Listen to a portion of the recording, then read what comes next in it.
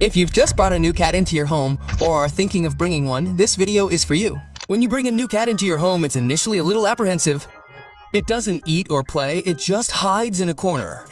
That's why this 333 rule is so important for every new cat owner to know. When a cat comes to a new home, everything is strange to it. New people, new smells, new sounds, everything seems scary to it. That's why it stays hidden most of the time for the first 3 days. Don't force it into your lap or chase it, just talk to it in a soft and loving voice. Reassure it that it's safe in your home. Over the next 3 weeks, the cat begins to recognize your movements, your voice, and your footsteps. It begins to explore every corner of the house. This is when it begins to learn your routine when you wake up, when you feed it, and when you